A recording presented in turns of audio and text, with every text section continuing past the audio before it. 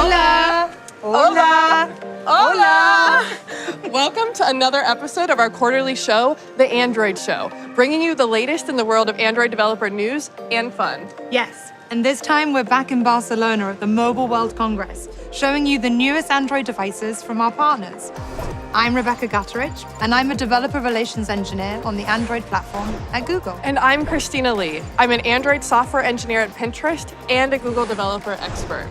And today, I'm also such a tourist.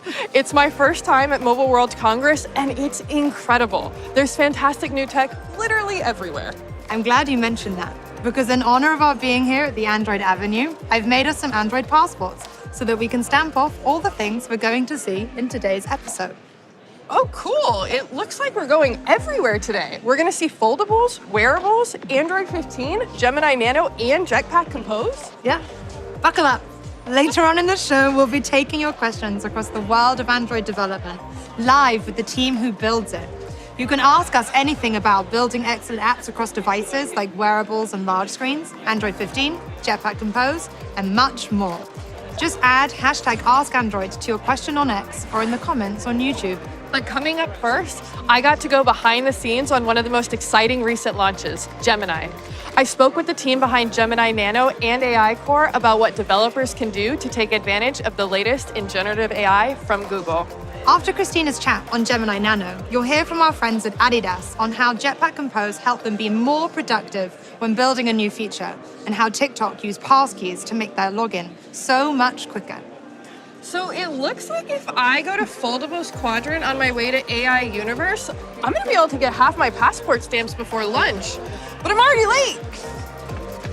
Take a look.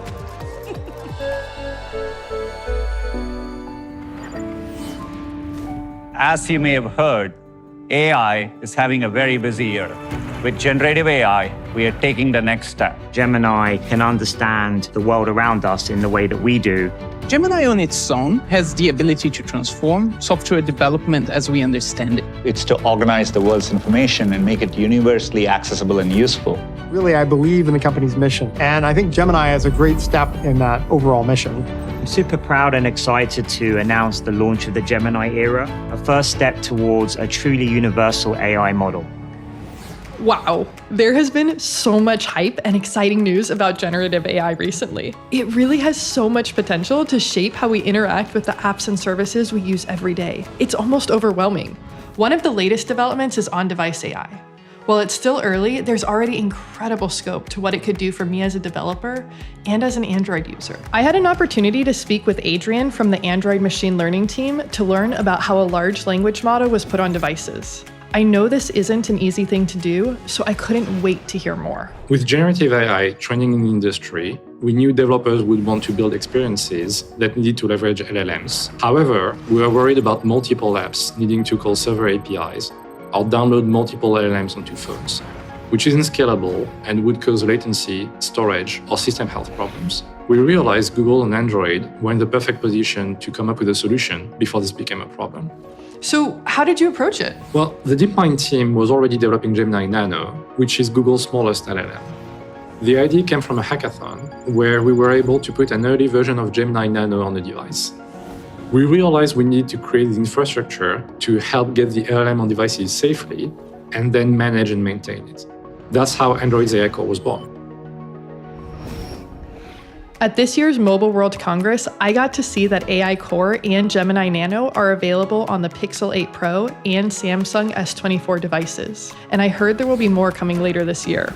I wanted to learn about how an actual app was able to leverage this technology, so Adrian introduced me to Christy Bradford, a product manager from the Pixel team.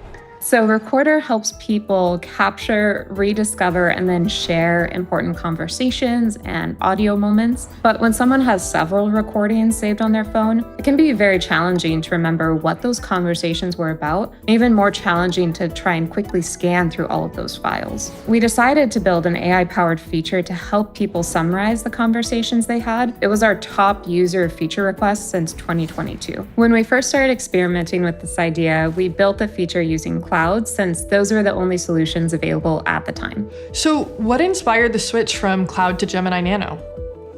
So user privacy is a top priority.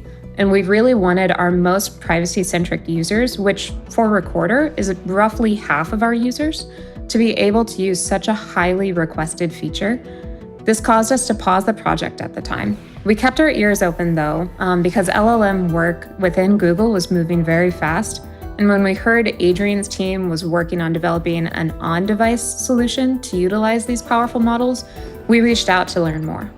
We were pleasantly surprised with Gemini Nano's reduced latency and with how capable the model was, despite it being much smaller than what we used during prototyping. And honestly, if I can brag a little, we built and deployed this feature in only 4 months with just a few engineers, which is really impressive and a lot faster than we originally anticipated. We were surprised how much of a time, resource, and cost savings we were able to have with AICore. There are some really cool things already being built with this technology, like Circle to Search. It's so exciting to think about what's possible. Christy, Adrian, and I soon began talking about what other innovations we'd love to see in the future for on-device AI. So I'd love to see more personalization down to the individual level. I think we're nearly to the point where even everyday things like your morning alarm or commute route to work are not one size fits most, but one size fits you. For example, if the traffic is looking late and my first work meeting was canceled while I was sleeping, can my phone's clock app adapt and let me sleep an extra 15 minutes? Personally, I'd like to see something that will help me summarize and search for videos of my dog. I have so many great ones, but I don't want to have to watch them all to find the one I'm looking for. Those are fun. I'd really like to see an improvement in how expressions are translated. For example, I tend to translate expressions directly from French, but what if AI could do this for me with the correct idioms? Looking forward, there will be more everything. More devices, more features, more models, as well as going beyond text. What people are seeing now is just the very first iteration, and where we were a few months ago. But we already have a lot more coming down the pipeline. Now the wheels are turning in my brain about all the ways I could leverage Gen AI in my projects. Click here to learn more about how you can get started with Gen AI on device.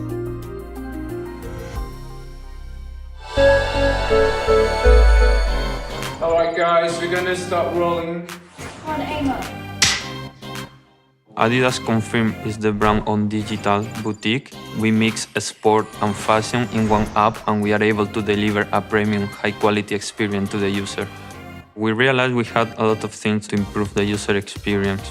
We wanted to introduce more animation and transition, and we wanted to elevate our app even more.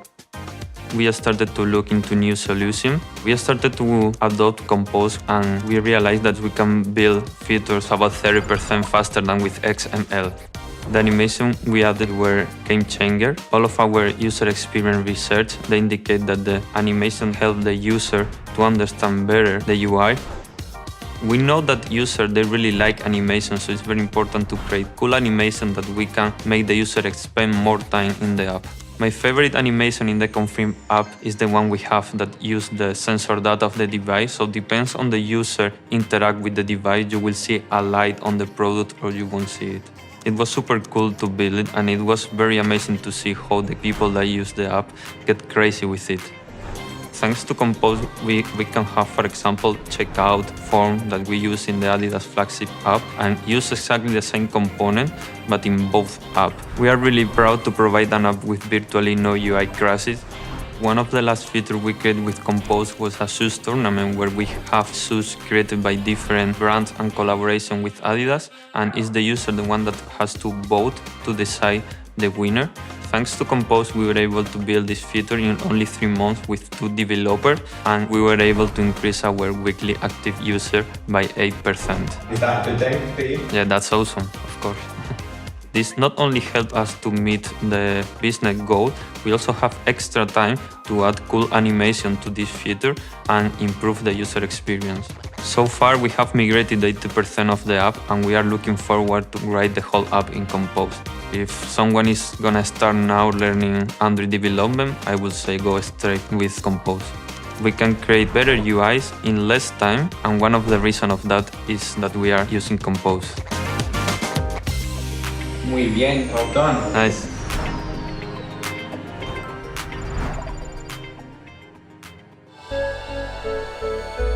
focus on both cameras. This is TikTok. Take one, Mark.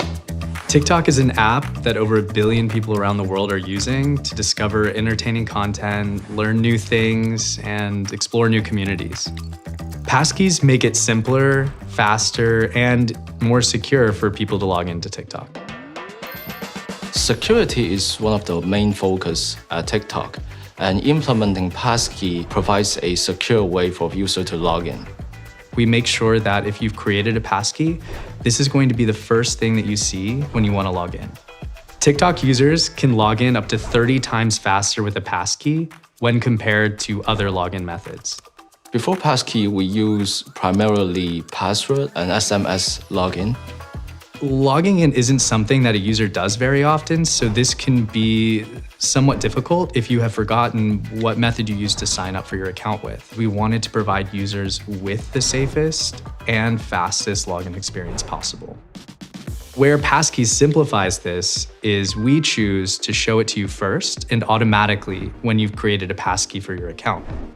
This means you don't have to remember how you signed up. You don't have to remember a password. They're more secure, as we already know. Just good results. As a result of implementing Credential Manager, we found that the login success rate for signing with Google has increased. And as a side benefit, we found that we have to text users less frequently. That helps reduce the associated cost by 1.6% annually.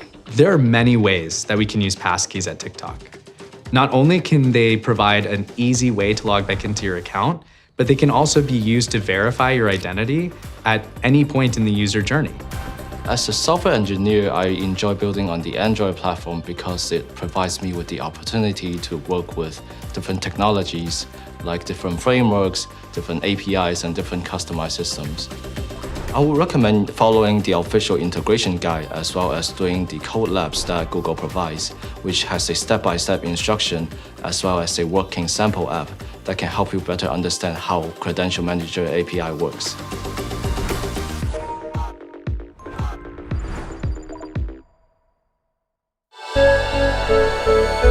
That was amazing. Hearing about how much faster it is building with both Compose and Passkeys. It absolutely is. And look, we've got Jetpack Compose, Gemini Nano and AICore, and building excellent apps with Passkeys all stamped off on our passports.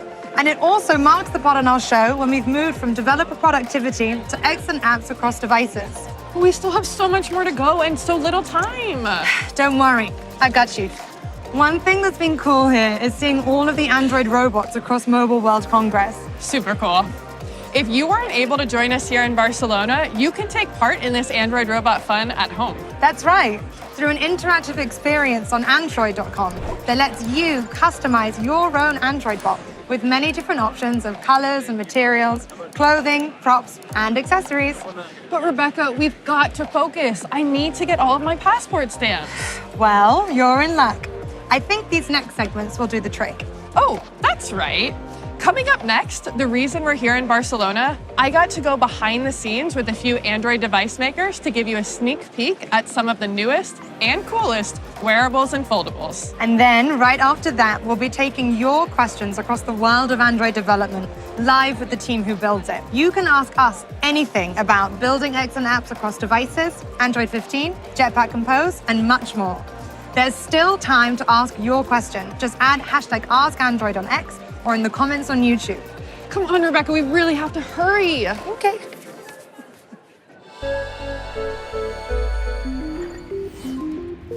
As an Android engineer, I have seen firsthand how the ecosystem is growing, from tablets to foldables to wearables. With the latest tools, APIs, and guidance, it is getting easier to develop for all the screens users interact with, beyond just mobile.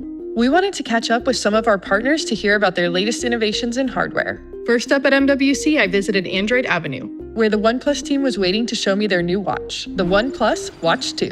We're super excited that we're launching the OnePlus Watch 2 here at Mobile World Congress in Barcelona. And one of the things that OnePlus really had to work closely with Google on is the notifications and making sure that it is working with that efficiency chipset that we have in the device to make sure that the battery doesn't drain. And the OnePlus Watch 2 specifically has up to 100 hours of battery life. It's going to have a super durable premium build to it as well that we know our users are going to love. We are using stainless steel, and we're also using a sapphire crystal as well to really make it a premium, durable experience. We're also bringing dual frequency GPS for those runners or hikers who are looking for accuracy in GPS tracking. For developers, it's easy. The developer just has to develop an app for the OnePlus Watch 2, like they're developing an app for just Wear OS. Next up, I headed to Xiaomi to hear about the Xiaomi Watch 2, another exciting addition to the Wear OS ecosystem. I am so excited to introduce our latest smartwatch device. It's called Xiaomi Watch 2. For the first time, we realized a camera remote for the photo and the video at the very same time, so you can just capture the moment directly on your wrist. This is the first time for global market we launched professional skiing sports modes, so we hope in the winter time every winter sports lover could enjoy their time more. We know a lot of smartwatch users care about their health, so this time we improve our algorithm for sleep monitoring and breath monitoring, which means it could collect the data more accurately. We hope this product could help more people to enjoy their healthier life. Our Xiaomi Watch 2 also equipped with 5 system, L1 plus L5 GNSS. So combined with the Google Maps on your watch, it can make your traveling and business trip way much easier. We're so excited to co-work with Google for this amazing products powered by Wear OS. So let's keep exploring more interesting features in the coming future together. At my last stop, we switched it up, looking at the latest in foldables from Honor, the Honor Magic V2. We're super excited to have launched on February 25th at our Day Zero launch event, the Porsche-designed Magic V2 RSR.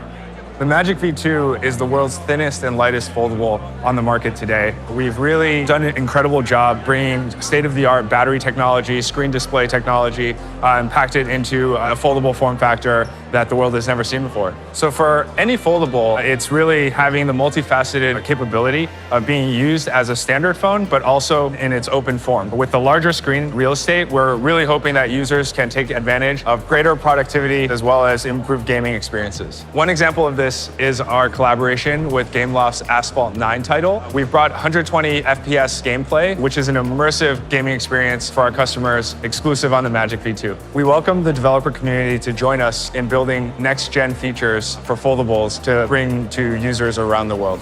With all these cool new wearable and foldable devices coming out soon for users, I wanted to understand a bit more about what we as developers can do to build on top of them. So I spoke with Alex Vanyo, a developer relations engineer on the Android team. I started by asking him about the new Wear OS devices we saw from OnePlus and Xiaomi and what that means for developers. The latest updates in Wear OS hardware come from close collaboration with our partners, with brand new features and enhanced battery life for users. Even with these new devices and updated experiences though, devs can still use existing Wear OS APIs to get the necessary optimizations. No code changes needed. Next, I asked Alex about the new foldable from Honor and what developers should know about building for this unique, innovative device type. The Android large screen ecosystem has continued to grow, and foldables have been an especially important part of the innovation we have seen from our hardware partners like Honor. Foldables and other large screen devices make it far more common for your app to change size. Users give your app a window and want to see the best experience that adapts to that space. Designing and building adaptive layouts enable an app to look and work great on a variety of window sizes. Finally, as an engineer myself, I wanted to hear from the team at Google what resources are available to me as I start building for the latest Android devices. There are many resources devs can tap into to be sure their app looks great across devices. Compose is an amazing way to build apps on different form factors. Compose for Wear OS and the upcoming adaptive layouts for large screens help devs bring their apps to life with less code, powerful tools, and intuitive APIs. If you're looking for a great way to get started, check out the Wear OS and large screen galleries at developer.android.com, where you can find UX inspiration and design guidance tailored to your type of app. Find those 2 galleries Alex mentioned by clicking on the links below.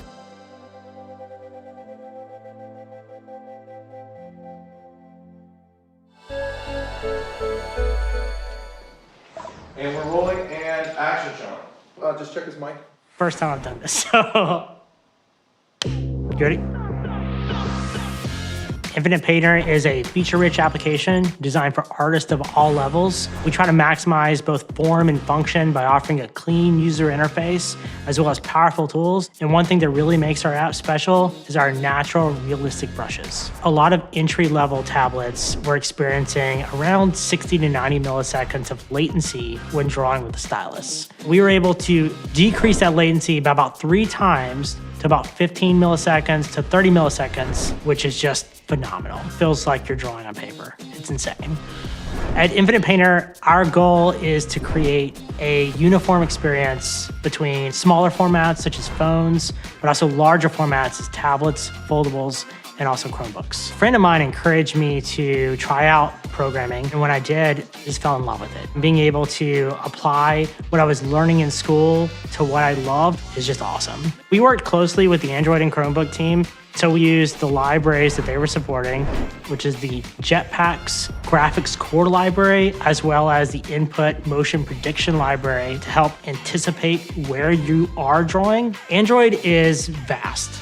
It supports around 20,000 devices. It's offered this ability to reach a global audience. For us as a really small team to be able to reach such an international user base, that's what makes Android extremely special for us, at least. Android Studio is amazing. I mean, I don't know what else to say about it. We wanted the interface to just totally dissolve. It was about embracing minimal design where you can really just focus on creating. Our app is designed for artists of all levels. We get a lot of users who are just approaching drawing on tablets with entry-level hardware. We still want to support that and really bring out that creative spirit in those users.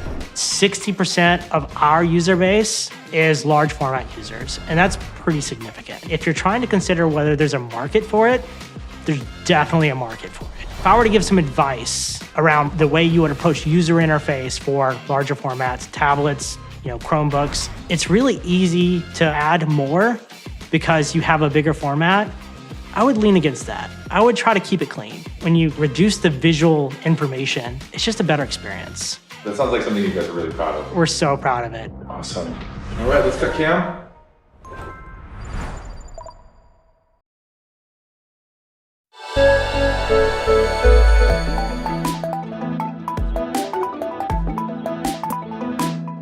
Welcome to episode 100 of Now in Android, your ongoing guide to what's new and notable in the world of Android development. And speaking of notable, not only is our 100th episode a milestone, but we've got a new style, new music, and the new bot.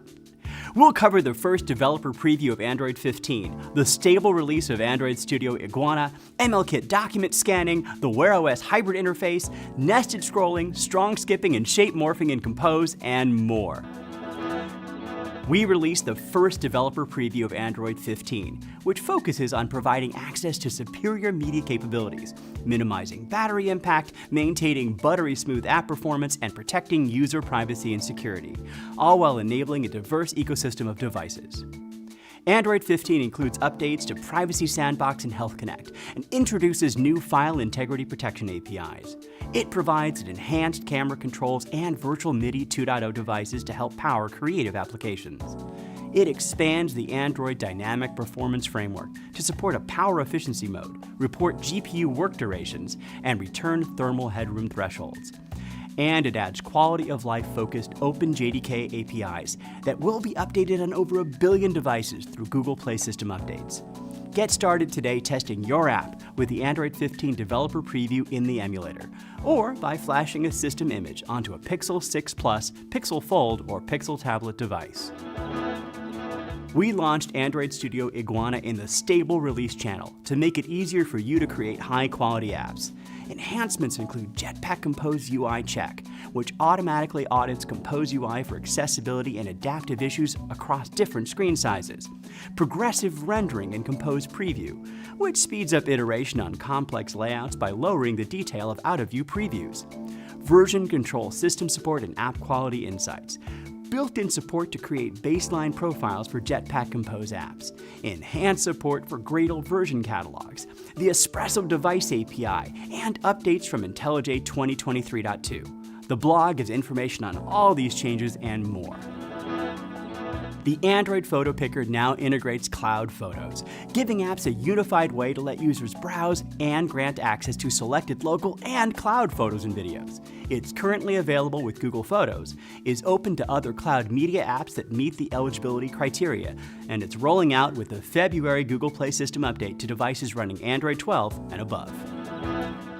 We launched the MLKit Document Scanner API, enabling you to easily integrate advanced document scanning capabilities into your apps.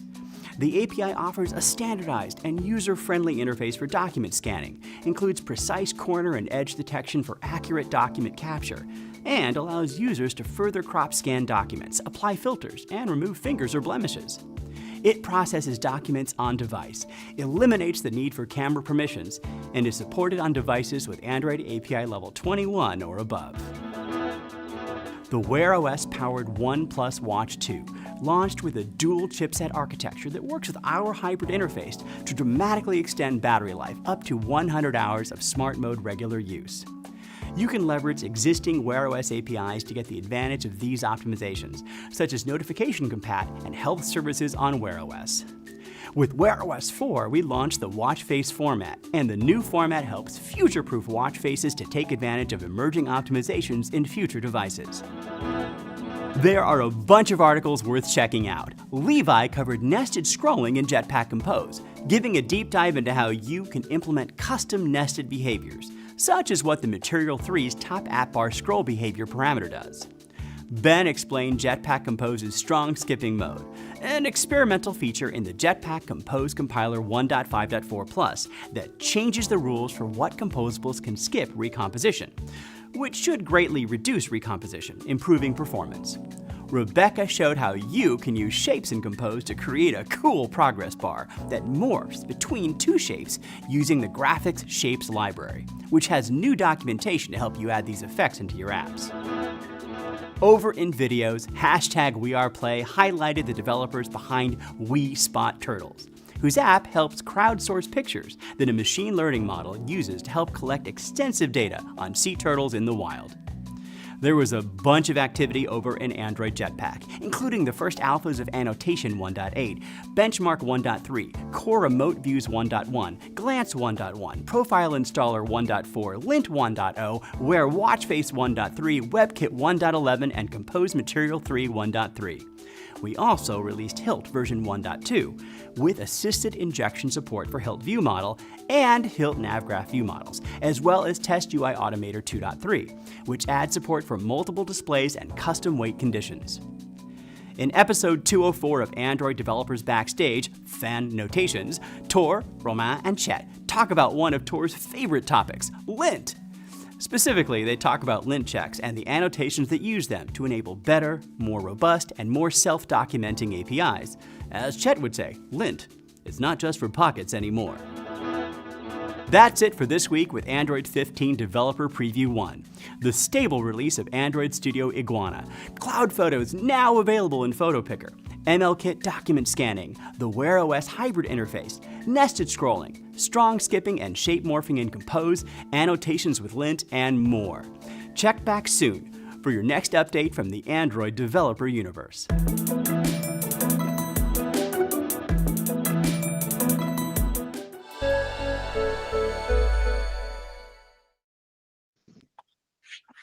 Hello. Now, some of you who might have noticed that, hey guys, some of you might have noticed that I'm no longer in Barcelona, and I'm actually here with my wonderful colleagues on the Android team to take your questions. So as we've said a few times, and we'll say it again, please use the hashtag #AskAndroid to ask us any questions in the comments, wherever they are, and also on X. So we've already got some questions, and thank you for a bunch of you who've already asked them. So before I do that, I want to introduce you to the wonderful team. You already know who I am. So I'm going to pass it over to John. You can kick us off. Thanks, Bex. Hi, everyone. I'm John Zoller. I work on Wear OS. How about you, Alice? Hi, everyone. I'm Alice, and I am representing Android Platform, and my area of specialty is in background work and battery. I'll pass it over to Nick. Hi, everyone. I'm Nick Butcher. I'm a product manager on Jetpack Compose. Let's go to Fahad. Hi, everyone. I'm Fahad Imtiaz. I'm a product manager on the Android large screen team. Please start. Finally. I guess I'm last. Hi, everyone. I'm Terrence Zhang, working on Gen AI on Android. Nice. Alrighty, guys. Okay, we're going to get started into the questions. And as I said, please do continue asking them. So first up, we have a question that says, I get that my app needs to look great on large screens. However, beyond layouts, what are the top 3 considerations for large screen optimizations? I think, Fahad, this might be a good one for you. All right, I'll take that. Thanks so much for the question. That's a great question. I completely agree. Yes, creating optimized layouts, which are adaptive, that's critical in ensuring that your app looks great on large screens and it offers a great experience for users across devices. But if you're asking beyond layouts, what do I need to think about? The first thing I would say would be think about configuration and continuity. So essentially, on large screens, your app may be resized much more often as compared to phones, or even foldables for that matter. For example, when you unfold a foldable device, your app may be resized to the inner bounds of the foldable display, or even when users are using your app in split screen view on tablets, they may end up resizing your app. So being able to handle those resizing events and essentially preserving state is critical in ensuring a great experience for your users. Beyond that, I would say handling input methods beyond touch is an important consideration. On tablets, users are using more and more keyboards, mice, and styli. So supporting these input methods would ensure that users are able to use your application regardless of whichever input method they are considering. And then lastly, You go, sorry. And then lastly, I would say maybe consider investing in some differentiated experiences like tabletop mode on foldable devices that allows your app to stand out. So tabletop mode on foldable devices, it's great for hands-free media viewing. And No,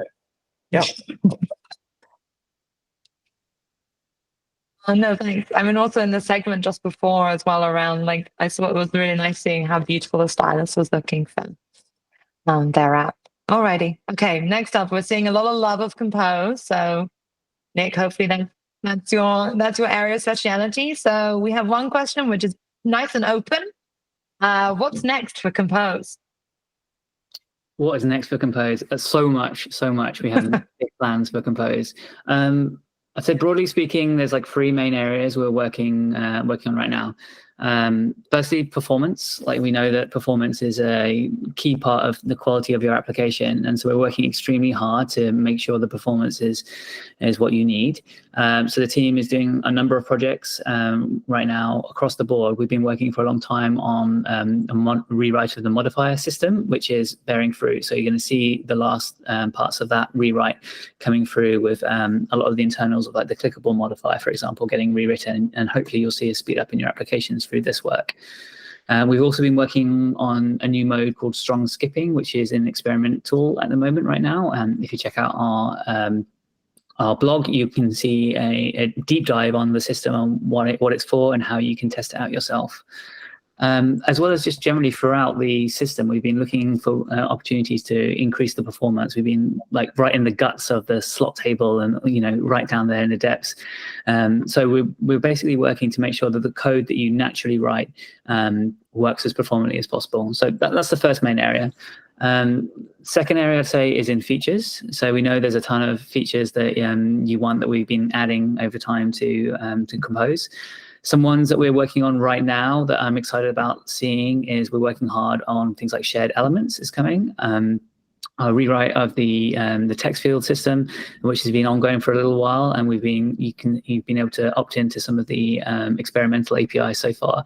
It's coming to fruition as well, so that's going to give you much more robust handling, especially over asynchronous holding of your state and events. One feature I'm really excited about is a new modifier around rich content, which is going to make it much easier to deal with things like receiving rich content, if you want to drag images into a text field or drop a sticker or a GIF. We're like making a combined system which will work, which would be really, really cool. I'm excited to get that into your hands very, very soon. I guess you will want lots of feedback from the community on what they think of it, right? Always. Like a lot of these features are landing right now, so they're in the 1.7 alphas. So do check them out and file issues now, or feedback now, or feature requests now when we have a chance to. You have a chance to influence the API. That's why we work in the open. Yeah, those are the first two, so performance and features. And the third area which we're working on, as always, is to try and expand Compose across the different surfaces to bring the Compose model where you are. So we're working very hard on, Fahad just talked a little bit about making your application responsive. And so we've been working hard on some changes in the material adaptive library as well, which help you to bring your application to life across, the variety of screen sizes that are out there. So that's out in the alphas right now as well. Check out the docs on material-free adaptive layouts. As well as, we're working hard with bringing Compose to all form factors as well. So, John, I don't know if there's anything in Wear coming up that you'd be excited about talking about, as well as things like on your home screen through Jetpack Glance and bringing Compose goodness to everywhere that you write Android UI, really. Yeah, thanks for tossing it over to me, Nick. Well, coming up, there's not a whole lot I can share immediately, but our new features do include the swipe to reveal component and the changes to our expandables library, which I'm still really excited about. I think they're beautiful. Yeah, and thank you for mentioning Glance. Glance is definitely, Jetpack Glance is our new way of building widgets on the home screen. It's a Jetpack Compose-like experience. We had 1.0 went stable last year, and 1.1 now is now in alpha. And there'll be a bunch of stuff coming out in the next few months, so please do share any feedback. There's a bunch of new updates in there about error handling and UI state. So yeah, please do give us your feedback on Glance. And I'll just wrap up by saying that it's a great question, what's new in Compose, but we do publish a public roadmap. So if you just Google Jetpack Compose roadmap, we like to publish what's in focus, what the team is actually working on right now. And of course, it's all open source. So if you really want to get into it, you can go and watch all the commits as they land. So we're trying to be very open and honest with you and tell you what we're working on, because we love the feedback. We do want you to try these things out and give us the feedback on what you want, what's missing, help us to make the product that's going to work for you. That's lovely. Thank you, Nick. Alrighty. There have been some good questions about AI. And so there's quite a specific question here. Terrence, I think this one will be for you.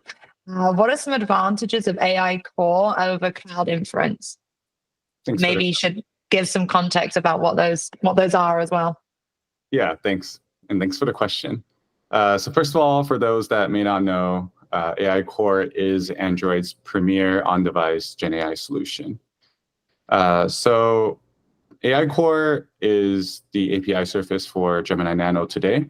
Nano is a much smaller model than our other cloud models. And so it's constrained by the computing power of the device. So it's not going to be as powerful as some of the other models like Gemini Pro, Gemini Ultra that you may see in the cloud. However, Nano and AICore does have a few key advantages. For example, offline availability. So unlike cloud inference, no internet connection is needed at all for on-device inference. Next is privacy. All of the inference is done locally on your device, so you can ensure your users that their data won't leave the device. Lower latency is another one. For many use cases, we've actually found that saving the round trip to the server actually does reduce latency, so you can display the results to your users faster. And lastly, and very importantly, it's free. So every additional inference that you run will not cost you any additional costs. With Gen AI today, it's not really too widely discussed maybe, but it's actually very expensive to run it in the cloud. They charge per token. Each token is like 0.7 of a word. It's not even one word. So as you can imagine, like if you run your workloads and inferences in the cloud, these costs may add up very quickly. So one of the biggest advantages, I should say, of AICore is the free aspect. That's so cool. I didn't actually know that, so thank you, Terrence. All righty. Okay, we have another question. Alice, I think this one might be one for you. There's been a lot of changes to foreground services in the past few Android releases. Why is that? Thanks, Bex. That is a great question. And there's some context to this. So Work Manager, which is the general library for doing work in the background, that is the Jetpack library, and foreground services are the two possible APIs to consider when you want to do work that is no longer, when your app is no longer visible.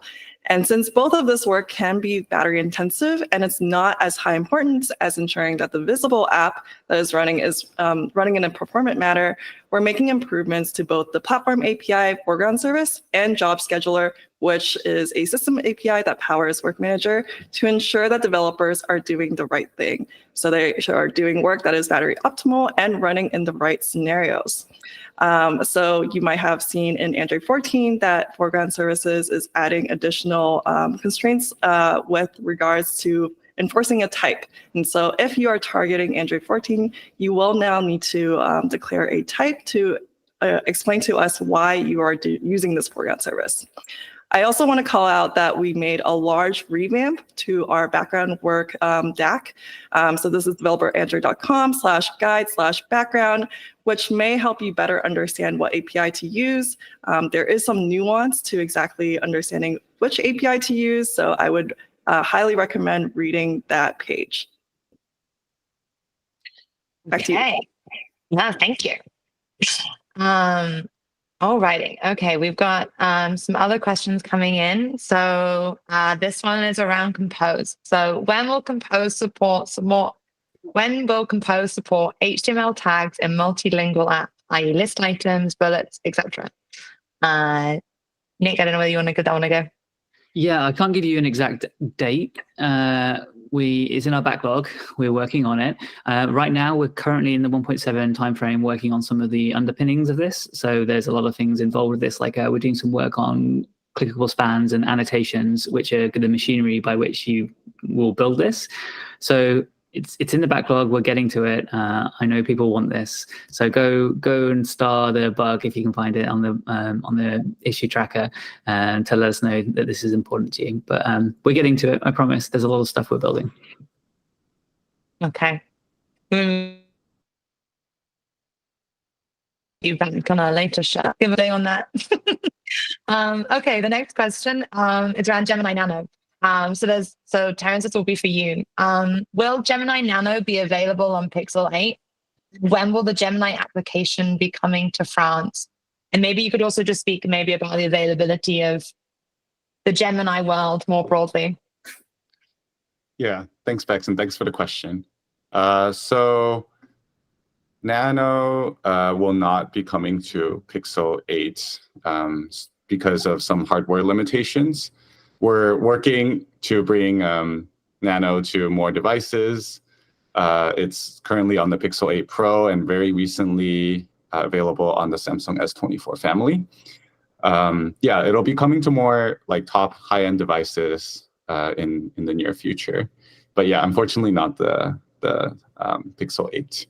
And then on the Gemini app, I know we're working hard on rolling it out to other regions. Unfortunately, not sure when the Gemini app on Android, which I assume that's what you may be referring to when you say Gemini app. Not sure when that's coming to France specifically.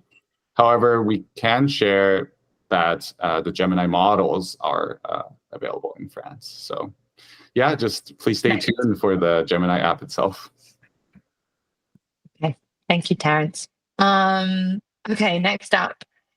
Is there any plan to make it easier to use motion layout from within Compose? I guess I can take this one as well. Yeah, sorry. No, it's good. More Compose questions, the better. Are there any plans? Not right now, is what I'm going to say. As I said before, there's a lot of stuff we're trying to build, and the response to constraint layout and motion layout has been mixed. We found a lot of developers have really found the row and columns model to be all they need. So that's what we've been focused on. You can see we've been continuing to invest in those core layouts. We've been adding to the flow row and flow column layouts in recent releases as well. But we haven't found as much appetite from developers for constraint layout and motion layout in Jetpack Compose. If there are things that you want to see in it, I'd love to hear the use cases. Maybe you could get in touch and tell us what you'd like to see, because we're seeing more developers reaching for the basic layouts and leveraging the great animation system and transition system built into Compose. So that's where we've been investing. We've been investing on those systems, trying to make those as good as possible for you. But if there are things that you're finding you're reaching for constraint layout and motion layout, then please send us your use cases and we can reevaluate. But right now, not high on our list right now. Okay, appreciate the honesty. I'm sure everyone else does. Okay, next up, I think Nick, we might be staying with you, unless someone else wants to give their opinion too. Will Kotlin and Compose totally replace Java and XML views? Let me take those separately. Like for the Compose part, technically views aren't going anywhere. That's our technical integration point. That that's how you plug a Compose hierarchy into an activity via the view system. So at a technical level, probably views won't go anywhere. But Compose is the future. Like we want Compose to be, our primary UI toolkit that you build all applications with. That is where we are investing. That's what we're heads down working on. Views we're obviously maintaining, and we're adding critical features to it. But because we know that views are going to be part of your apps. You have these existing apps which are using views or hybrid in views and Compose right now. We're not going to leave you high and dry. But the future is Compose. As for Kotlin, Android has been Kotlin first for a long time, but I don't actually know what that means with to be replace Java.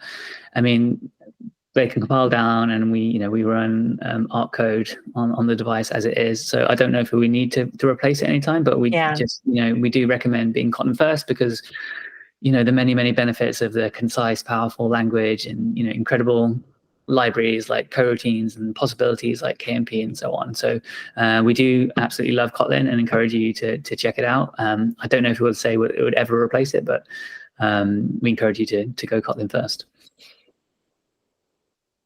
Definitely agree. I don't know whether Fad or John, from your perspective, from building on large screens or wearables, there's anything that you guys would want to add there? Nothing too significant. I think Nick both covered most of it. The idea is for the interoperability to remain and for us to go forth with Compose as much as possible. Yeah, I would say the same as well, Bex. For the most part, some of the layout libraries in views, they are fairly stable, allows developers to build optimized layouts for large screens, but Compose is where we are investing in the future as well. So we recently introduced this material adaptive layout library in alpha. Yeah. We are very excited about that and how that's going to enable developers using Compose to build adaptive layout. Yeah, I'm really glad that you mentioned that. So people definitely should check that out, because I know there's going to be a lot of work on that in the coming months as well. Okay, I want to get through as much of these questions as we can. So how can ML-Kit doc scanner be leveraged for functionalities beyond basic scanning? Aaron, I'm throwing that to you. Sounds good, Bex, and thanks for the question again. So yeah, we still see a lot of paper documents present in our everyday life. So digitizing them and having an easy way to do that will always be important. The document scanner has ways to basically allow users to crop scan documents, apply filters, remove stains and fingers, all things like that beyond basic scanning. To find out more, I encourage you to read our latest blog post. It just launched, I believe, last week on the Android Developers blog. And there's more APIs and how you can do that in your app available on developers.google.com/MLKit. So please find out more there. There's a lot of exciting scanning capabilities available for you. Nice. Yeah, I mean, I know I definitely have a lot of paper documents still, so we need this. Okay, a question about Material 3 for Wear OS. Is there a Material 3 implementation for the latest Wear OS to adopt? John? Yes, Wear OS question. It is currently in alpha. We are working on the new Material 3 library, which provides a rich set of UI components that are available for app builders. So we have a lot of new features we're working on. It's in active development, and we're hoping to get past alpha sometime soon here so that you can start using a stable version. Nice. Okay, there's another common question coming in about Android 14, which we definitely can speak about. Okay, Alice, I think this one's for you. I'm starting to target Android 14. What are the main things that I should be considering? Yeah, thanks, Bex. First of all, that's awesome that you're targeting Android 14. And when you do this, please make sure to check the developer documentation to get your latest understanding of all the behavior changes that are happening in Android 14. When you do this, make sure that you're not only looking at the documentation around things that are changing when targeting Android 14, but also the things that are changing when on Android 14 OS. So there is a difference and there's the nuance. There can be changes that happen as soon as a user upgrades their device to Android 14, and those are under the Android 14 changes / all changes rather than targeting Android 14 changes. And you can look at all the changes that are happening there. And then when you start targeting Android 14, where you change your target SDK to be Android 14, then you can look at all the various changes that are happening. So in terms of what is happening, here's a quick list of main highlights. So Android 14 introduces selected photos. So if you're not using Photo Picker yet, we recommend implementing this in order to give your app a consistent experience. As I mentioned before, foreground service types are required. So if you are declaring foreground services, you have to declare a type and the associated permission, and there will be play policy enforced as part of this as well. There's also restrictions to implicit and pending intents. So when you're targeting Android 14, Android restricts apps from sending certain implicit intents to internal app components. And finally, we have that the schedule exact alarms are denied by default. Again, this is just a quick list of highlights, so make sure you read the full list of changes in developer.android.com. Nice. Okay, we have a few more minutes, so I'm gonna, these are the last few questions, guys. We have a question about Wear OS. So my Wear OS app has been rejected for failing to meet quality guidelines. Is there somewhere I can go to make sure that my app is compliant? Absolutely. Yeah, great question here. So there are a couple different components for you to look at. One is that we do publish changes on our Android developers blog as they're released to the quality guidelines. So it would be a really good idea to bookmark that, as well as just generally the quality guidelines page. There's also a version history on the quality guidelines page so that it's a little bit easier to track what you're changing. You can also use your Google Play Console. This is going to tell you about the new violations if you have any. And if things keep coming up, we are constantly in the process of revising our guidance based on your feedback. Nice. Okay. Yep. Last couple of questions. Alice, this one I think might be for you. When Work Manager is running as a foreground service, is there a chance that in standby mode, the service will get killed after a while? Yeah, great question. So there is some aspects that I would need clarification around. So when you're saying Work Manager running as a foreground service, you might be referring to the fact that Work Manager can also start a foreground service using the set foreground method, in which case this would be exactly the same as starting a foreground service without using Work Manager. And you should refer to the foreground service documentation if you have any questions. With respect to whether or not it will be killed after a while, it is possible, but again, we highly recommend that you stop the foreground service yourself. This will be the most battery optimal way of doing it, and you should do it as soon as the user action completes. So please do not rely on the system to kill your foreground service on your behalf, and this also applies to jobs as well. Okay. Wonderful. Thank you, Alice. Okay, I think we have time for 2 more questions. And so the first one is, any plans to offer more love to TVs in Compose? I know we've been talking about this one a bit over the last few months. Yeah, I'd love to hear what more of you'd like to see us show. I mean, we have a Compose TV library, the TV material, I think it's called, library. So if you checked that out, like that brings like, you know, an idiomatic Compose experience, which is completely customized for the TV. So it does special things like, you know, D-pad handling or different focus modes that TVs expect, and offers layouts to help you build a layout appropriate for a TV. So if you haven't checked it out, do. If there are things missing that you'd like to see us add to this library, then please do send us your feature requests on the issue tracker, because we're actively working on it right now. Nice. Okay. And then one last question. Nick, this might want to be sticking with you as well. Will there be a system to take screenshots of scrollable composables in the future? And this is probably our last question. Okay, I'll make it short and sweet. Yes, we're working. Nice. That was easy. All righty, guys. Well, thank you so much for having my wonderful Android colleagues here, and thank you for the wonderful questions. As you said, please do provide our feedback, whether that's on GitHub or through comments on this video. We'd love to get your feedback on what more things you'd like to see on the show. And with that, bye, everyone. Okay, wait. Now you show me the McLaren car at the end of the show? Yeah, it's cool, isn't it?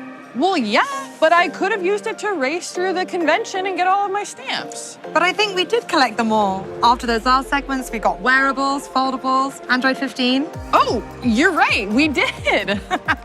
So now that we're at the end of the show, what was your favorite part here? Personally, it was cool hearing about Gemini Nano, and I can't wait to play around with it. What about you? Yeah, I loved hearing that the TikTok team have adopted Passkeys as their default login. All of you at home, tell us your favorite part and what you'd like us to dive into next time on our quarterly episode of The Android Show. Yeah, that's right. We'd love to continue the conversation with you on social. Let us know. And before we sign off, there's a full playlist in the latest in Android developer news and more. Cut! Do you want to go get some tapas? Yes, please. Yeah, I think we've earned it.